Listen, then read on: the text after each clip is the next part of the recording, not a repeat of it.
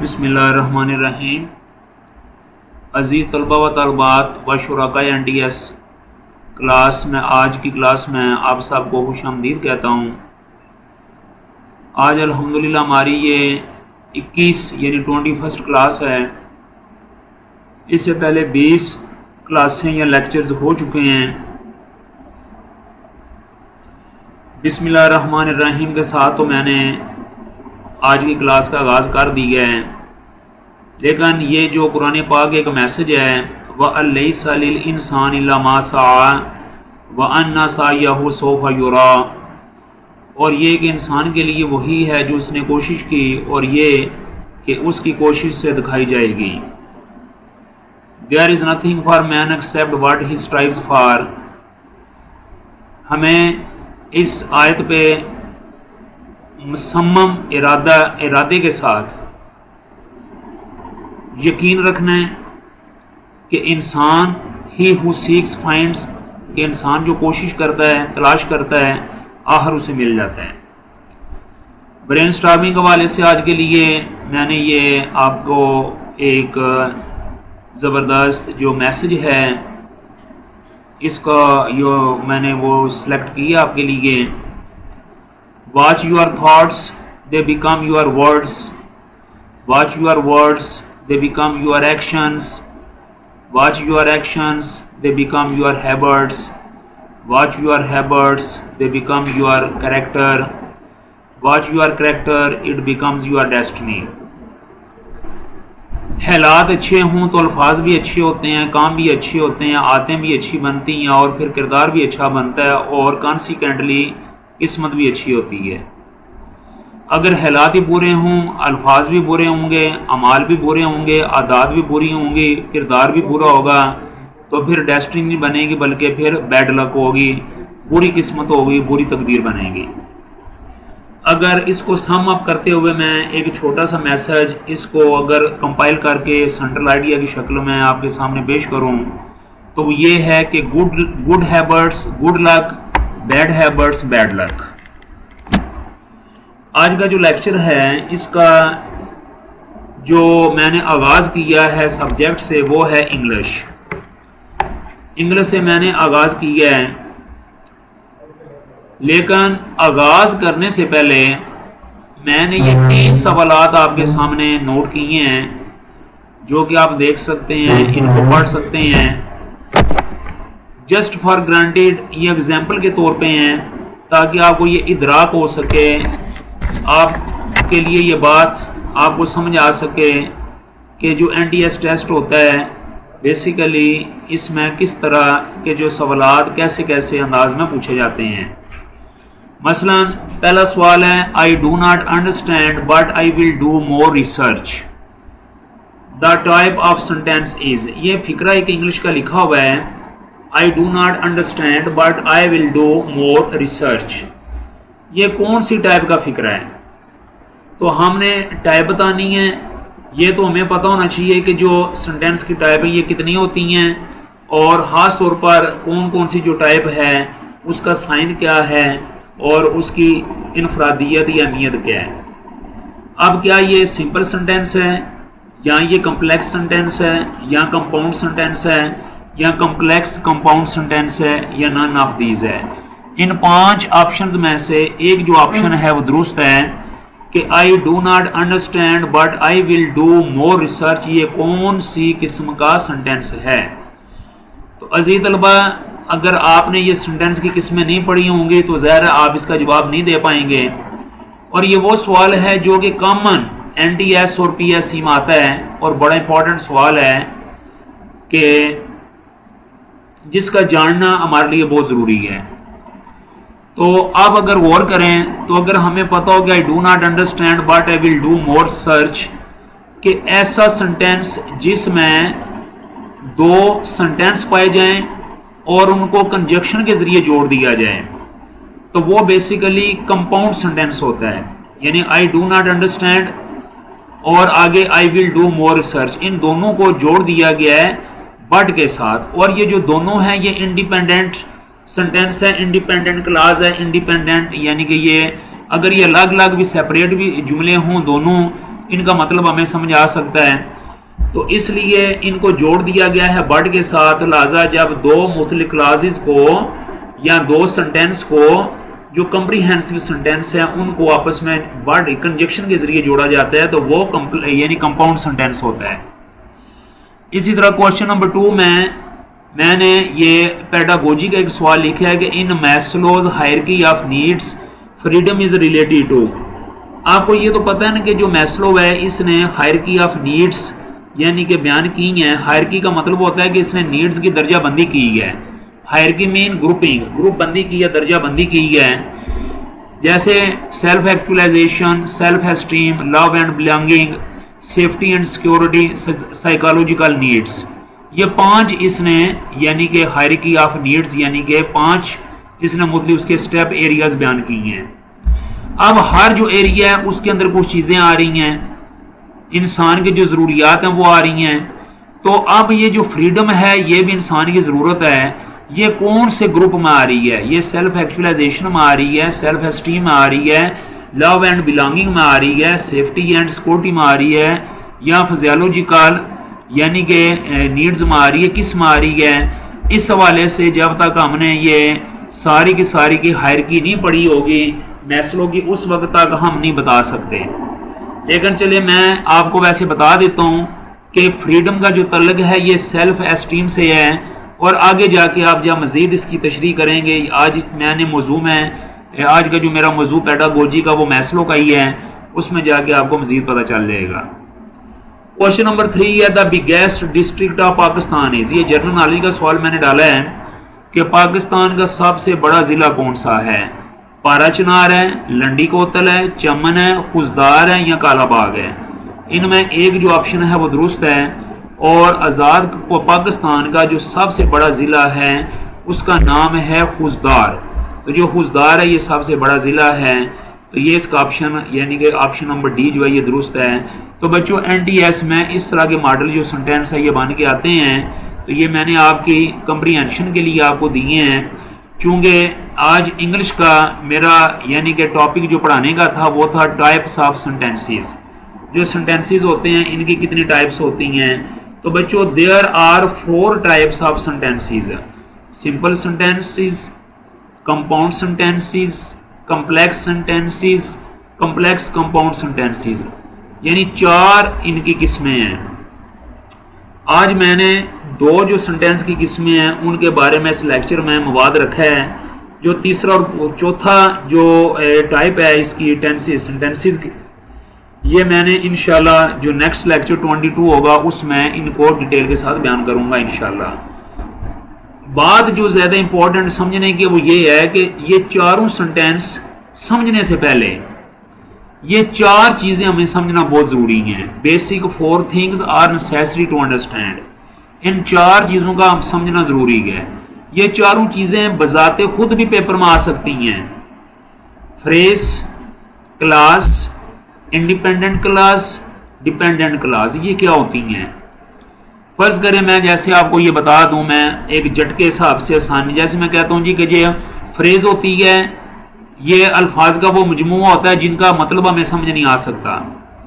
Class الفاظ کا وہ مجموعہ ہوتا ہے جن کا مطلب ہمیں سمجھ آ سکتا ہے.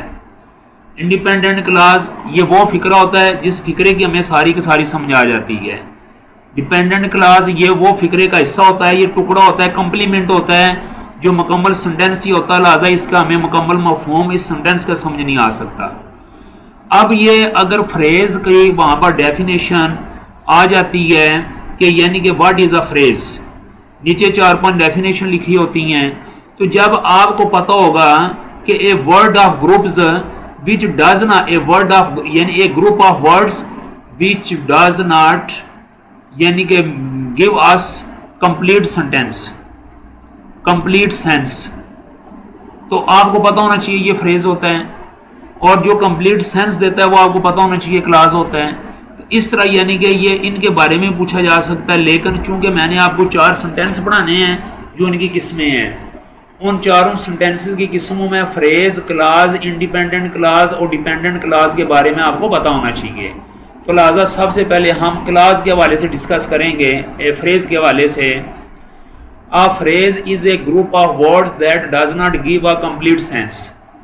फ्रेज को अगर हम उर्दू में तर्जुमा करें तो लफ्ज बनता है मुमल। एक होता है ना कलमा, एक होता है मुमल। बा मानी लफ्ज को कलमा कहते हैं, बे मानी लफ्ज को मुमल कहते हैं। तो ए phrase is a group of words, ये जो एक फ्रेज होती है ये अल्फाज का ग्रो होता है, मजमू होता है। That does not give a complete sense, जो कि हमें मुकम्मल तफहीम नहीं देता, जिसकी हमें मुकम्मल समझ ही नहीं आती। फिर आगे लिखा हुआ it has not subject and predicate, इसमें ना तो प्रेडिकेट होता है और ना ही इसमें सब्जेक्ट यानी कि सब्जेक्ट होता है। अब ज़रा देखें इसके अंदर ना सब्जेक्ट होता है ना प्रेडिकेट होता है। तो सब्जेक्ट क्या होता है? आ सब्जेक्ट ऑलवेज डज समथिंग, यानी सब्जेक्ट की अगर ये तारीफ बोलें कि व्हाट इज़ अ सब्जेक्ट, तो you must be remember uh subject always does something. और ऑब्जेक्ट क्या होता है? An object always receives something. तो ये जो सब्जेक्ट है इन फिक्रों में नहीं होता, फ्रेज के अंदर सब्जेक्ट गायब होता है। जब किसी भी लफ्ज़ के अंदर सब्जेक्ट गायब हो तो वो लफ्ज़ जो होता है, और प्रेडिकेट भी गायब हो तो वो फ्रेज होती है। मैंने जैसे ये मिसालें लिखी हैं, ऑन द टेबल मेज़ के ऊपर, टू द वेस्ट मगरब की तरफ, ऑन माई सक्सेस मेरी कामयाबी पे, इन द रूम कमरे में, ये सारे फ्रेज हैं। ये अल्फाज तो हैं लेकिन इनकी समझ नहीं आती ये क्या है। ऑन दी टेबल, टेबल पर यानी मेज़ पर, हमें क्या पता मेज़ पर क्या है। टू द वेस्ट मगरब की तरफ क्या है। ऑन माई सक्सेस मेरी कामयाबी पे, आगे कोई बात नहीं समझ आ रही क्या है। इन द रूम कमरे में कोई बात समझ नहीं आ रही कि क्या है। तो इसलिए इस तरह के जो सेंटेंस होते हैं, और आपने देखा है कि इनका सब्जेक्ट भी कोई नहीं है। ही, she, it, I, we, you, दे, ये सारे के सारे सब्जेक्ट होते हैं, ये इसके अंदर नहीं है। उसके बाद आ जाता है class. A class is a group of words that contains its subject and predicate। यानी कि इसकी ये तो तारीफ एक आसान होगी कि क्लास ये वो अल्फाज का मजमूआ होता है, ग्रुप होता है, जिसके अंदर सब्जेक्ट और प्रेडिकेट मौजूद होता है। और अगर मैं मज़ीद थोड़ा सा बोलूँ तो आपको ये भी समझ आ जाएगी, it is a group of words that make complete sense, यानी कि ये अल्फाज का वो मजमूआ होता है जो कि जिसकी हमें मुकम्मल समझ आती है।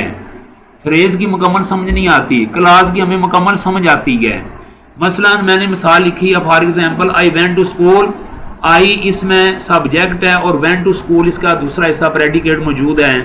मैं स्कूल गया, तो ये फिक्रा आप किसी को भी पूछें जी आप कहाँ गए, मैं स्कूल गया, समझ आ जाती है, बताने वाले को भी समझ होती है मैं क्या कह रहा हूँ, समझने वाले को भी समझ आती है, ये पूरा फिक्रा ये समझ आ रही है। और अगर सिर्फ इतना लिख दें टू स्कूल है तो ये फिर क्लास नहीं रहेगी बल्कि ये फ्रेज बन जाएगी, क्योंकि टू स्कूल, स्कूल की तरफ, हमें क्या पता जी स्कूल की तरफ क्या हुआ। तो जब बोलेंगे आई वेंट टू स्कूल, ये पूरा फिक्रा होगा तो ये फिर क्लास होगी। माई सन गॉट ब्रिलियंट सक्सेस, मेरे बेटे ने शानदार कामयाबी हासिल की। तो अब ये जो ब्रिलियंट सक्सेस अगर हम सिर्फ बोलेंगे कि यानी कि शानदार कामयाबी, तो ये लफ्ज़ क्लास नहीं होगा बल्कि फ्रेज होगा।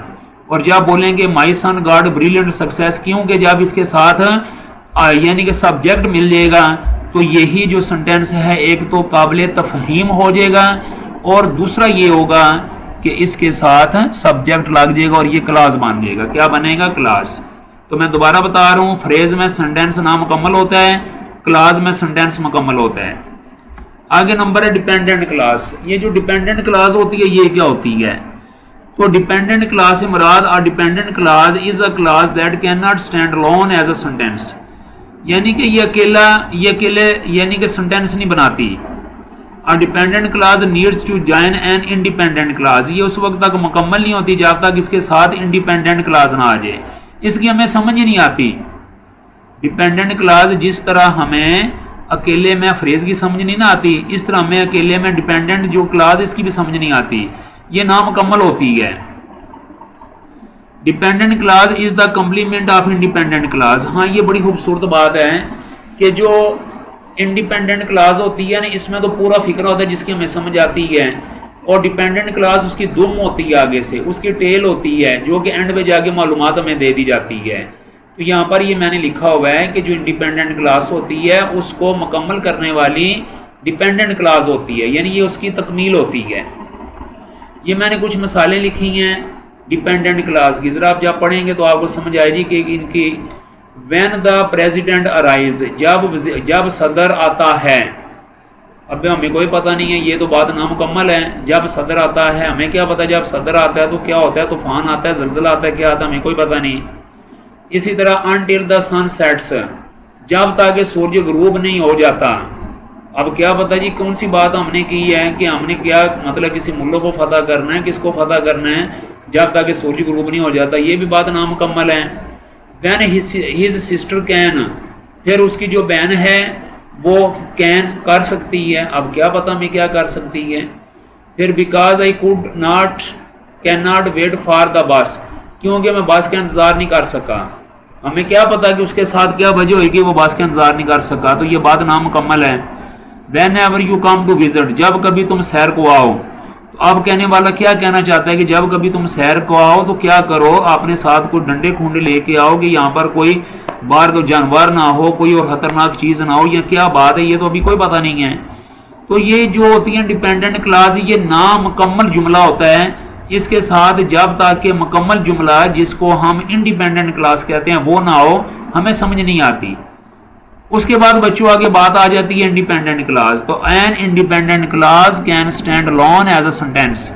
جو انڈیپینڈنٹ کلاس ہوتی ہے اس کی خصوصیت یہ ہوتی ہے کہ اگر اس کو اکیلے لکھا جائے تو ہمیں بات کی سمجھ آ جاتی ہے، پورا فکرہ بن جاتا ہے، پورا فکرہ سینٹینس بن جاتا ہے. I will call you when I reach home, میں آپ کو کال کروں گا جب میں گھر پہنچوں. Are planets revolve around the sun, ہمارے جتنے بھی سیارے ہیں یہ سارے کے سارے سورج کے ارد گرد گھومتے ہیں. تو یہ ساری کے ساری انڈیپینڈنٹ کلاس ہے.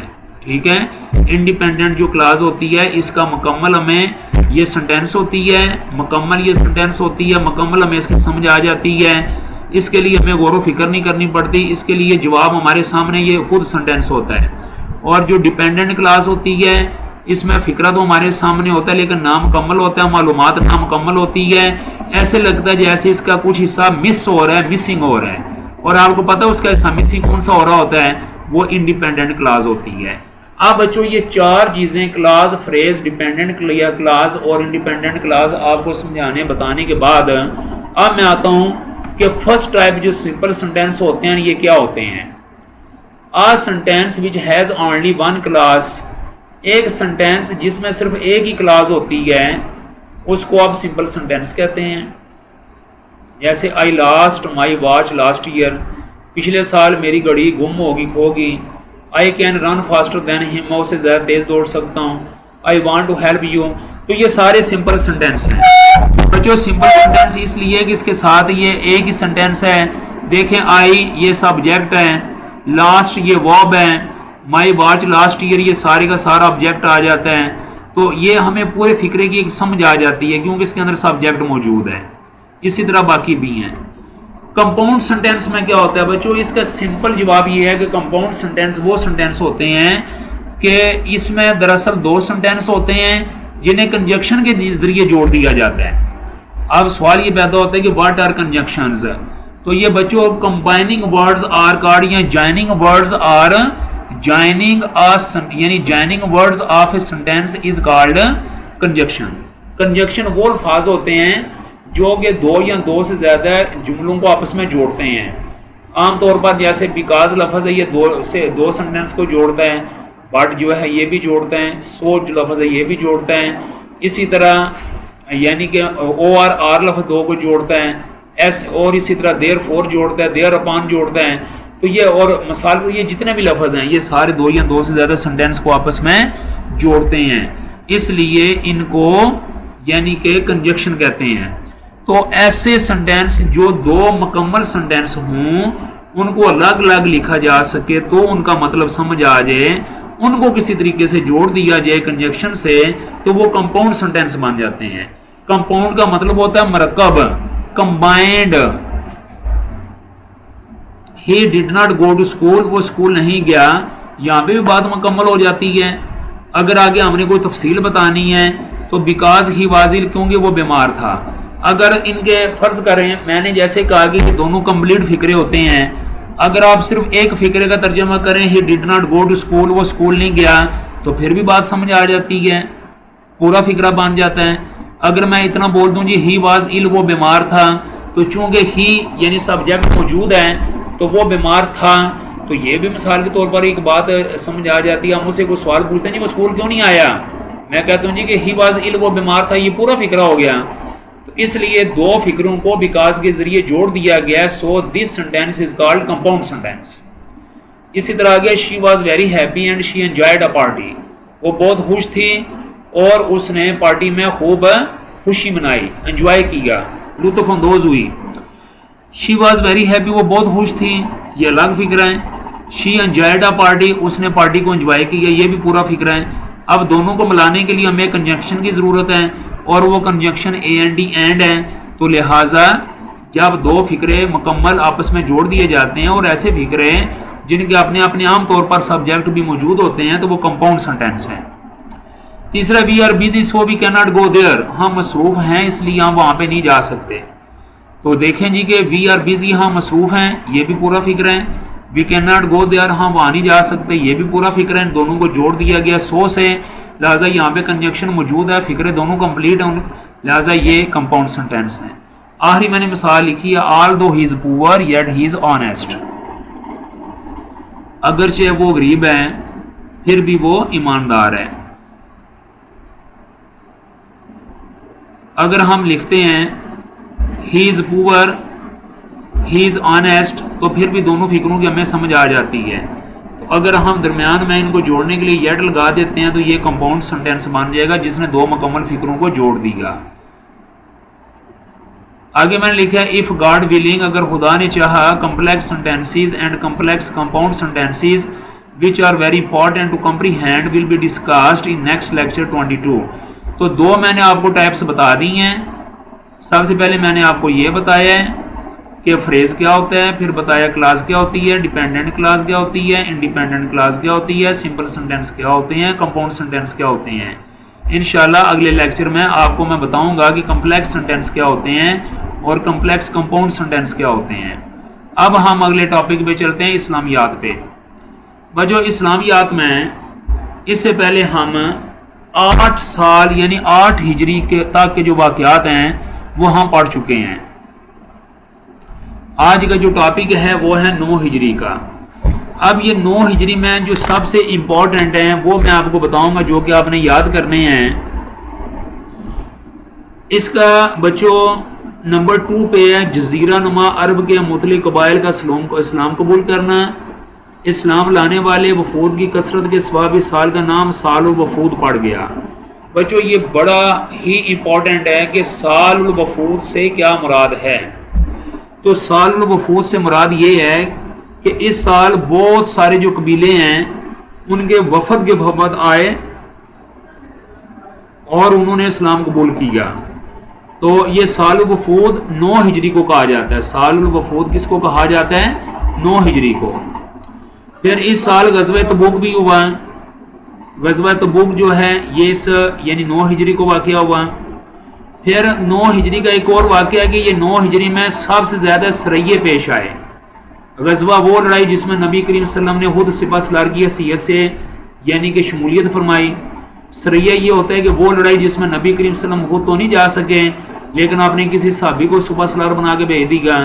تو یہ سارے کے سارے جو سریے ان کے میں نے نام لکھے ہوئے ہیں آپ ان کو دیکھ سکتے ہیں ان کے نام. اور یہ سریے سارے کے سارے 9 ہجری کو پیش آئے. تو اس پیج پہ یہ جو سلائیڈ آپ کے سامنے ہے اس میں 3 بڑے امپورٹنٹ ہیں. ایک سال الوفود بڑا امپورٹنٹ ہے، ایک غزوہ تبوک بڑا امپورٹنٹ ہے اور اس میں جو سریے پیش آئے یہ 3 امپورٹنٹ ہیں. اگلے صفحے پہ چلیں جی.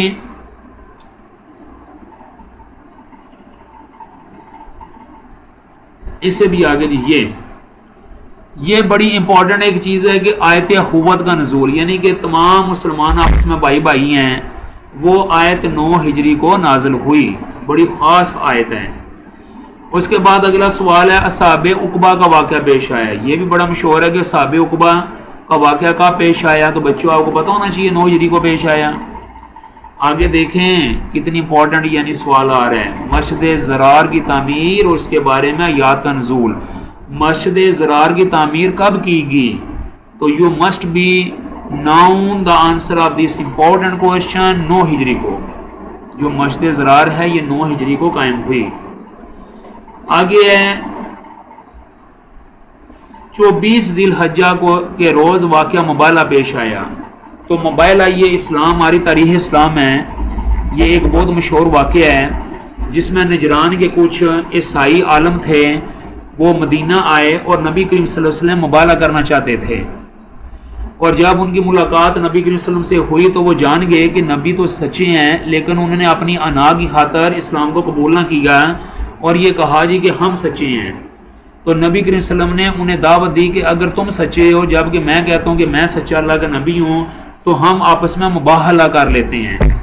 مباہلہ یہ ہوتا ہے کہ 2 فریق ہوتے ہیں، کسی بھی حق کی بات پر ایک فریق کہتا ہے جی کہ میں جو کہہ رہا ہوں یہ بات صحیح ہے، اور اگر میں جھوٹ بول رہا ہوں تو مجھ پر اور میرے خاندان پر اللہ کی لعنت۔ اس طرح دوسرا فریق بھی یہ بات کرتا ہے، اور یہ کہا جاتا ہے کہ مبالغہ کرنے سے فوری اللہ تعالیٰ کا حکم صادر ہوتا ہے، اور جو جھوٹا ہوتا ہے اس پر اللہ کی لعنت پڑ جاتی ہے۔ تو جب نبی کریم صلی اللہ علیہ وسلم مبالغہ کے لیے گئے، آپ کے ساتھ حضرت فاطمہ رضی اللہ تعالیٰ عنہ، حضرت امام حسن اور حسین رضی اللہ تعالیٰ عنہما، اور حضرت علی، یعنی 5 یہ لوگ تھے، 5 یہ ہستیاں مبارک تھیں۔ تو یہ وہاں پر مقررہ جگہ پہ پہنچے، لیکن عیسائی جو تھے وہ مبالغہ کرنے کے لیے نہیں آئے تھے، کیونکہ عیسائیوں کو پتہ تھا کہ ان کی کتاب میں لکھا ہوا تھا کہ نبی آخر الزمان عرب کے شہر میں پیدا ہوں گے، اور ان کی نشانیاں وہ ساری نبی کریم صلی اللہ علیہ وسلم دیکھ چکے تھے، صرف اپنی انا کی خاطر وہ اسلام قبول نہیں کر رہے تھے، لہٰذا وہ مبالغہ کے لیے وہاں پہ نہیں آئے۔ تو بچوں اس پیج میں 3 چیزیں، یعنی 4 جو ہیں یہ بڑی امپورٹنٹ ہیں۔ 9 ہجری کو آیت اخوت نازل ہوئی، 9 ہجری کو صحابہ قبا کا واقعہ پیش آیا، 9 ہجری کو مسجد زرار جو ہے اس کی تعمیر ہوئی، اور 9 ہجری کو واقعہ مبالغہ پیش آیا۔ تو یہ تھے بچوں اسلامیات کے سوال 9 ہجری کے حوالے سے جو کہ آپ نے تیار کرنے ہیں۔ آگے بچوں جنرل نالج ہے اور پاکستان سٹڈیز ہے، it is very important. Pakistan کا قیام، آپ کے سامنے ڈیٹ لکھی ہوئی، آپ نے اس ڈیٹ کو یاد کرنا ہے۔ قائد اعظم کا انتقال ہوا کب ہوا، یہ ڈیٹ لکھی ہوئی ہے۔ قرارداد مقاصد کب پیش ہوئی، ڈیٹ لکھی ہوئی ہے۔ لیاقت علی خان کا دورہ امریکہ کب ہوا، یہ بھی ڈیٹ لکھی ہوئی ہے، یعنی 3/5/1950۔ لیاقت علی خان کا قتل کب ہوا، یہ بھی ڈیٹ موجود ہے۔ مشرقی پاکستان میں لسانی فسادات، لسانی سے مراد ہے زبان کے۔ مشرقی پاکستان جس کا نیا نام ہے بنگلہ دیش، اور مغربی پاکستان جس کا نام ہے پاکستان۔ تو وہاں پر جو لسانی فسادات ہیں وہ یہ تھے کہ بنگالی یہ چاہتے تھے کہ جو بنگالی ہے وہ ہمارے پورے ملک کی قومی زبان ہونی چاہیے، جبکہ مغربی پاکستان کے کچھ کہتے تھے جی کہ نہیں اردو ہونی چاہیے۔ اس وجہ سے یہ زبان کے فسادات پیدا ہوئے۔ پھر قادیانی فسادات جو 1953 کو ہوئے تھے، یہ کب ہوئے تھے، 27 فروری 1953 کو ہوئے تھے۔ پھر پاکستان کے لیے امریکی امداد، اس کی تاریخ لکھی ہوئی ہے، پہلی جو امریکی امداد آئی تھی۔ دوسرا محمد علی بوگرا فارمولہ، بڑا امپورٹنٹ سوال ہے۔ 1 یوٹ کا قیام، بڑا امپورٹنٹ سوال ہے۔ 1956 کا معطل آئین، یہ بھی امپورٹنٹ سوال ہے۔ یہ سارے سن بچوں ساتھ لکھے ہوئے ہیں، آپ نے ان کو تیار کرنا ہے۔ اسی طرح ایک سال میں 3 وزرائے اعظم، یعنی کہ ایک سال وہ بھی گزرا ہے کہ جس میں 3 وزیر اعظم پاکستان میں رہے ہیں، اور وہ سال تھا، بدقسمت سال تھا 1957 کا، 1957۔ پاکستان میں پہلا مارشل لا کب لگا، ڈیٹ لکھی ہوئی ہے 1958 کو۔ سندھ طاس کا معاہدہ کب ہوا، یہ بھی 1960 کو۔ صدر ایوب نے بھی دورہ کیا تھا امریکہ کا۔ اور 1962 کا آئین معطل کب ہوا، یہ ڈیٹ لکھی ہوئی ہے۔ پاکستان اور بھارت کے کشمیر پر مذاکرات، پہلے مذاکرات کب ہوئے تھے وہ بھی لکھا ہوا ہے، 26/4/1963۔ پھر اسی طرح بائیس خاندان، ان کا جی بڑا سیاست میں رول ہے، اور ان کا بڑے یعنی کہ خاص پیرائم ہے، تو ان کے حوالے سے بھی ایک بڑی پیش رفت ہے۔ یہ 15/6/1964 کو۔ پاک بھارت جنگ 1965 کو۔ شیخ مجیب الرحمان کے 6 نکات جو ہیں یہ 5/2/1966 کو، اور پاکستان پیپل پارٹی بنی تھی 30/11/1967 کو۔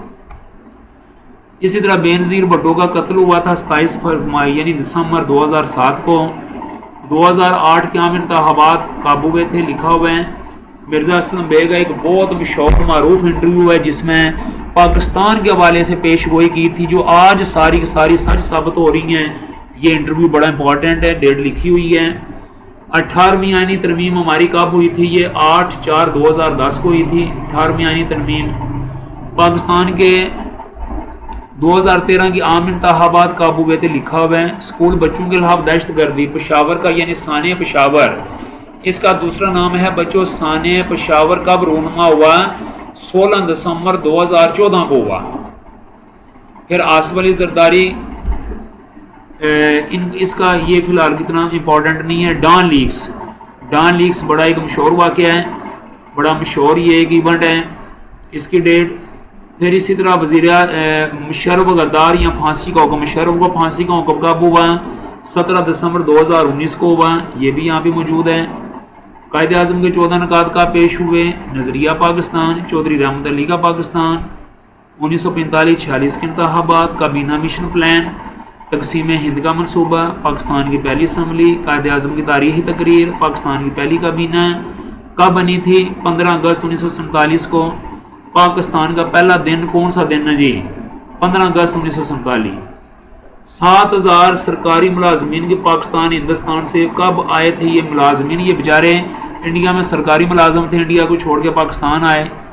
फिर पाकिस्तान अक़वाम मुत्तहिदा का रुकन कब बना? ये 30 सितंबर 1947 को बना था। पाकिस्तान कब आज़ाद हुआ? 29 सितंबर यानी 29 जून 1948 को। ने ये यहाँ पर जो असल में ये डेट गलत है। पाकिस्तान कब आज़ाद हुआ? 29 जून 1948। नहीं, ये डेट गलत है, असल में ये पाकिस्तान नहीं है, ये डेट गलत है, ये बच्चों नोट नहीं करने। कौमी तराना पाकिस्तान, मैंने ये पहले देखा नहीं है। कौमी तराना पाकिस्तान का कब पहली बार बजा था? आपको पता होना चाहिए कि 13/8/1954 को। तो ये है बच्चों यानी कि पाकिस्तान के वाले सवालात। अब आगे आते हैं पेडागोजी। बच्चों पेडागोजी होती है साइंस ऑफ टीचिंग या आर्ट ऑफ टीचिंग। बच्चों आज हम इसमें पढ़ेंगे, वेरी इंपॉर्टेंट क्वेश्चन है, मैस्लोज हायरार्की ऑफ नीड। अगर हम इसको आसान बोलें तो पढ़ेंगे मैस्लोज ग्रुपिंग ऑफ नीड। और भी अगर हम आसान करना चाहें तो वो ये होगा कि मैस्लो ने इंसानी ज़रूरियात की जो दर्जा बंदी की है वो क्या है। तो बच्चों Maslow's hierarchy of needs is often represent as a pyramid with the more basic needs at the bottom. Maslow's hierarchy of needs is an idea in psychology proposed by American psychologist Abraham Maslow in his 1943 paper A Theory of Human Motivation in the journal Psychological Review. ये जो Maslow hierarchy of need है, इसके एक बात ये जहन में रहे कि इसके 5 बड़े स्टेप हैं, 5 इसके स्टेज हैं, 5 इसके यानी कि पार्ट हैं, 5 इसके कंपोनेंट हैं। और ये जो साइकी है ये सबसे पहले किसने पेश की थी? ये मैस्लो ने पेश की थी, 1943 को पेश की थी। ये अमेरिकन साइकोलॉजिस्ट थे, पूरा इनका नाम अब्राहम मैस्लो था। और इनका एक रिसर्च जो पेपर है जिसका नाम था ए थ्योरी ऑफ ह्यूमन मोटिवेशन, उसमें इन्होंने आपने हायरार्की ऑफ नीड जो है ये पेश की थी। हायरार्की ऑफ नीड में ये 5 चीज़ें हैं। एक है सेल्फ एक्चुअलाइजेशन, दूसरा है एस्टीम, तीसरा लव एंड बिलोंगिंग, चौथा सेफ्टी नीड्स हैं और 5वां फिजियोलॉजिकल नीड्स। अब अगर सेल्फ एक्चुअलाइजेशन इसका जो बॉटम है, बॉटम से मुराद है फिजियोलॉजिकल नीड्स, ये लोगों की सबसे ज़्यादा होती हैं। सेफ्टी नीड्स उसकी बनिस्बत कम हैं, लव एंड बिलोंगिंग उससे भी कम है, एस्टीम ये उससे भी कम है और सेल्फ एक्चुअलाइजेशन ये उससे भी कम है। सबसे ज़्यादा जो ज़रूरियात हैं नीड्स जो उसने दर्जा बंदी की है वो फिजियोलॉजिकल नीड्स की हैं। अब हमारी फिजियोलॉजिकल नीड्स क्या हैं? यानी देखें जी कि हवा है, पानी है, खुराक है, पनाह है, नींद है, कपड़े हैं यानी कि लिबास है, और रिप्रोडक्शन यानी कि फजाइश नस्ल है। ये हमारी फिजियोलॉजिकल नीड है। हमारी सेफ्टी नीड्स क्या हैं जी कि हमें पर्सनल सिक्योरिटी, ہمیں ذاتی تحفظ چاہیے، امپلائمنٹ ہمیں روزگار چاہیے، ریسورسز ہمیں وسائل چاہیے، ہیلتھ ہمیں صحت چاہیے، پراپرٹی ہمیں یعنی کہ املاک جائیداد یا ساز و سامان چاہیے. یہ ہماری سیفٹی نیڈز ہیں. اب تیسری ہے لو اینڈ بلانگنگ. اس میں ہمیں فرینڈ شپ محبت چاہیے، فرینڈ دوستی چاہیے، انٹیمیسی رشتہ داری چاہیے، قریبی تعلق چاہیے، فیملی خاندان چاہیے، سینس آف کنیکشن یعنی کہ کسی کے ساتھ باہمی ذہنی طور پر آمانگی والا ایک رشتہ میں چاہیے. تو یہ ساری کی ساری کیا ہوتی ہے؟ لو اینڈ بلانگنگ. چوتھا جو گروپ ہے وہ اسٹیم. اسٹیم میں کیا کہ ہمیں رسپیکٹ چاہیے، ہمیں سٹیٹس مقام مرتبہ چاہیے، ریکاگنیشن ہمیں پہچان چاہیے، اسٹرینتھ ہمیں قوت چاہیے، فریڈم ہمیں آزادی چاہیے. تو ان سب کا جو تعلق ہے یہ اسٹیم سے ہے. تو بچوں میں نے شروع میں آپ سے ایک سوال کیا تھا کہ ابھی ذرا آ جائیں اسی طرح پیچھے سوال میں آ جائیں، چونکہ ہم یہ پڑھ رہے ہیں. شروع میں نے ایک سوال پوچھا تھا آپ لوگوں سے، اور وہ سوال یہ تھا in Maslow's hierarchy of needs freedom is related to. جو فریڈم ہے اس کا جو تعلق ہے یہ کہاں پہ ہے؟ تو ابھی آپ ذرا دیکھیں اس فریڈم. اب اس کا جواب ہم ادھر ڈھونڈتے ہیں کہ جو فریڈم ہے اس کا تعلق بچوں آپ دیکھ سکتے ہیں کہ اسٹیم میں ہے. یعنی کہ فریڈم کا تعلق کون سے گروپ کے ساتھ ہے؟ اسٹیم کے ساتھ ہے یا سیلف اسٹیم کے ساتھ ہے. اب آپ کو سمجھ آئے کہ یہ پیپر میں کیسے سوال آتے ہیں. اگر یہ بولے جی کہ فرینڈ شپ کا تعلق یہ کس گروپ سے ہے تو وہ لو اینڈ بلانگنگ آ جائے گا. اگر وہ بولے جی کہ سلیپ کا تعلق کس سے ہے تو یہ فزیولوجیکل نیڈ میں آ جائے گا. اگر وہ بولیں جی کہ اسٹرینتھ کا تعلق کس سے ہے تو یہ گروپ اسٹیم سے ہے. اور اگر یہ بولیں جی کہ انسان کی جو خواہشات ہیں جو بہت آگے ہاتھ تک لے جاتی ہیں اور انسان کو ایک بڑا نظریاتی بناتی ہیں اس کا تعلق کس سے ہے تو وہ ہے سیلف ایکچولائزیشن سے. سیلف ایکچولائزیشن یہ وہی سوچ ہے جس کا نام علامہ اقبال نے خود ہی رکھا تھا، وہی سیلف ایکچولائزیشن ہے. اب ذرا اگلی سٹیج پہ میں نے بڑی تفصیل کے ساتھ اور بھی میں چیزیں شامل کرتے ہوئے لکھ دی ہے کہ سیلف ایکچولائزیشن جو ہے اس میں ایک تو مورالٹی آ جائے گا، کریٹیویٹی آ جاتا ہے یعنی کہ سپونٹینیٹی آ جاتا ہے، ایکسیپٹینس آ جاتا ہے، ایکسپیرینس ہے، پرپز ہے، یہ ساری چیزیں انر پوٹینشلی یہ ساری چیزیں اس کے اندر آ جاتی ہیں. تو بچوں ان میں سے یہ جو آپ سلائیڈ دیکھ رہے ہیں نا بچوں، یہ جو سلائیڈ دیکھ رہے ہیں اس سلائیڈ میں سے ایک 100 NTS کا سوال بنایا جا سکتا ہے. I am going to repeat my words that from this slide you can make more than 100 questions based on NTS and PSC exams. 100 سے زیادہ آپ یعنی کہ سنٹینس یعنی کہ سوال بنا سکتے ہیں. آپ سے یہ پوچھے گا جی جو موریلٹی ہے اس کا کون سا گروپ ہے تو آپ کو پتا ہونا چاہیے سیلف ایکچولائزیشن ہے. کریٹیویٹی کا کون سا ہے؟ سیلف ایکچولائزیشن ہے. کانفیڈنس کا کون سا ہے؟ سیلف اسٹیم ہے. فرینڈ شپ کا کون سا ہے؟ لو اینڈ بلانگنگ ہے. ہیلتھ کا کون سا ہے؟ سیفٹی اینڈ سیکورٹی ہے.